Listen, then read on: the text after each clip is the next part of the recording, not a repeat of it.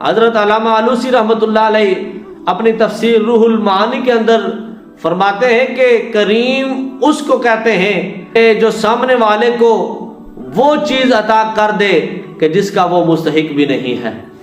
ہم اگر اپنے اندر دیکھتے ہیں تو ہمارے اندر کوئی بھی ایسی کوالٹی نہیں ہے کہ ہم کہیں کہ اس وجہ سے ہمیں یہ چیز اللہ نے عطا کی ہے۔ اللہ رب العالمین نے اور وہ چیز ہمیں عطا کی جس کے ہم مستحق بھی نہ تھے، تو یہ اس کی شان کریمی ہے، یہ اس کا کرم ہے۔ وہ رب کتنا کریم ہے، کتنا کریم ہے۔ میرے نبی کریم علیہ الصلوۃ والسلام فرمایا کہ وہ رب اتنا کریم ہے، فرمایا کہ بندہ جب نیکی کرنے کا ارادہ کرتا ہے تو اس کے نامہ اعمال میں ایک نیکی لکھ دی جاتی ہے، لیکن اس کے برعکس جب بندہ گناہ کرنے کا ارادہ کرتا ہے تو اس کے نامہ اعمال میں گناہ نہیں لکھا جاتا۔ حالانکہ عقل کا تقاضا تو یہی تھا کہ اگر لکھنا ہے تو دونوں چیزیں لکھی جائیں۔ اگر نیکی کا ارادہ کیا ہے تو نیکی لکھ دی گئی ہے تو گناہ بھی لکھنا چاہیے تھا، لیکن نیکی کا ارادہ کیا، نامہ اعمال میں ایک نیکی لکھ دی گئی، اور گناہ کا ارادہ کیا، گناہ لکھا نہیں گیا، تو یہ بھی اس مالک کی شان کریمی ہے۔ سبحان اللہ۔ اس سے آگے چلیں، جب بندہ کوئی نیکی کرتا ہے تو ایک نیکی کے بدلے اللہ رب العالمین کم از کم 10 نیکیوں کے برابر ثواب عطا فرماتا ہے۔ سبحان اللہ۔ اور جب بندہ کوئی ایک گناہ کرتا ہے تو اس کے نامہ اعمال میں صرف ایک گناہ ہی لکھا جاتا ہے، تو یہ بھی اس مالک کی شان کریمی ہے۔ سبحان اللہ۔ پھر اس کے بعد آگے جب بندہ نیکی کرنے کے بعد گناہ کرتا ہے اور گناہ کرنے کے بعد نیکی کرتا ہے تو وہ نیکی جو ہوتی ہے اس گناہ کو مٹا دیتی ہے، لیکن اگر نیکی کرنے کے بعد گناہ کرے تو وہ گناہ اس نیکی کو مٹاتا نہیں ہے۔ اور نہ صرف وہ پروردگار بندے کے گناہ کو نیکی کے سبب مٹاتا ہے، بلکہ اللہ رب العالمین گناہوں کو نیکیوں کے اندر تبدیل فرما دیتا ہے۔ فرمایا الا من تاب وآمن وعمل عملا صالحا فاولئک یبدل اللہ سیئاتہم حسنات۔ وہ مالک ہے، وہ جو چاہے کر سکتا ہے، اور اس کی بارگاہ میں مالک جو ہوتا ہے اس کو اختیار ہوتا ہے، اور اس کا معاملہ جج کی طرح نہیں ہے۔ جج کے سامنے کوئی بندہ آ کر اقرار جرم کرتا ہے تو جج کے پاس اب کوئی قانون نہیں ہے کہ اس کو بری کر دے، اس کو معاف کر دے، لیکن جب اس مالک کے سامنے کوئی بندہ آ کر اقرار جرم کر لیتا ہے تو اللہ رب العالمین کی رحمت دوڑ کر اس کو اپنے گلے سے لگا لیتی ہے۔ تو فرمایا کہ جب میری بارگاہ میں آؤ گے تو پھر مجھے جج سمجھ کے نہ میرے پاس آنا، بلکہ مالک سمجھ کے آنا۔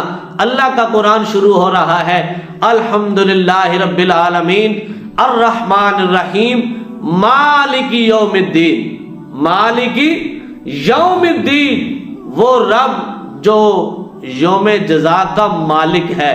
جب اس کی بارگاہ میں جانا ہے، بروز قیامت جب اٹھنا ہے تو اپنے رب کی بارگاہ میں جاتے ہوئے اس کو جج سمجھ کے نہیں جانا بلکہ مالک سمجھ کے جانا ہے۔ تو جب مالک سمجھ کے جائیں گے تو پھر مالکوں کو اختیار ہوتا ہے، مالکوں کو اختیار ہوتا ہے۔ تو اللہ کے محبوب کریم علیہ الصلوۃ والسلام نے فرمایا کہ کل جہنم کے اندر کفار جب ڈالے جائیں گے تو کچھ مسلمان بھی اپنے اعمال کی وجہ سے جب جہنم میں ہوں گے تو کفار کو تانا دیں گے کہ تم نے تو کلمہ پڑھا تھا، تم تو ایمان لے کر آئے تھے، تم نے تو اللہ کے آخری نبی کو مانا تھا، تم ادھر کیوں جہنم میں سڑ رہے ہو؟ تو اللہ رب العالمین کی رحمت کو جوش آئے گا۔ اللہ رب العالمین فرمائے گا کہ جس کے دل میں رتی کے برابر بھی ایمان ہے اس کو جہنم سے نکال کر جنت کے اندر داخل فرما دو۔ تو اس وقت کافر کہیں گے کاش ہم نے جھوٹے منہ سے ہی کلمہ پڑھ لیا ہوتا، کاش ہم نے دنیا کو دکھانے کے لیے کلمہ پڑھ لیا ہوتا، اللہ کے محبوب کو مان لیا ہوتا۔ تو وہ رب اتنا کریم ہے، اتنا کریم ہے۔ حضرت یوسف علیہ السلام اللہ کے نبی ہیں، اور آپ کی کریمی دیکھیں کہ آپ کے ساتھ بھائیوں نے کتنا ظلم کیا، کنویں میں پھینکا، طرح طرح کی تکلیفیں دیں، لیکن حضرت یوسف علیہ السلام جب مصر کے تخت پر بیٹھتے ہیں تو بھائی سامنے آئے تو آپ نے فرمایا لا تثریب علیکم اليوم، تم سے کوئی بدلہ نہیں لیا جائے گا، سب کو معاف کیا۔ ادھر اللہ کے محبوب ہیں، آپ کو بھی اللہ نے کریم بنایا ہے۔ کفار نے آپ کو گھر سے بھی نکالا، مکہ سے بھی نکالا، بدر کے اندر بھی پہنچ گئے، کیا کیا تکلیفیں نہیں دی، لیکن فتح مکہ کے موقع پر 10,000 جانسار کے ساتھ جب اللہ کے محبوب فاتح بن کر مکے کے اندر داخل ہو رہے ہیں تو فرمایا کہ آج تم ڈر رہے ہوگے کہ تم سے بدلے لیے جائیں گے، آج جس طرح میرے بھائی یوسف نے اپنے بھائیوں کے ساتھ جو معاملہ کیا تھا، جاؤ میں بھی تمہارے ساتھ وہی معاملہ کرتا ہوں، لا تثریب علیکم اليوم۔ اور آج دعا کریں کہ اے رب العالمین تیرے بندے یوسف بھی کریم، تیرے محبوب بھی کریم، اور تو اتنا کریم ہے کہ تیرے کرم کی انتہا نہیں ہے، اور ہمارے یقین مانے مانگنے کے اندر دیر ہو سکتی ہے، اس کی رحمت کے نازل ہونے کے اندر کوئی دیر ہو سکتی نہیں ہے۔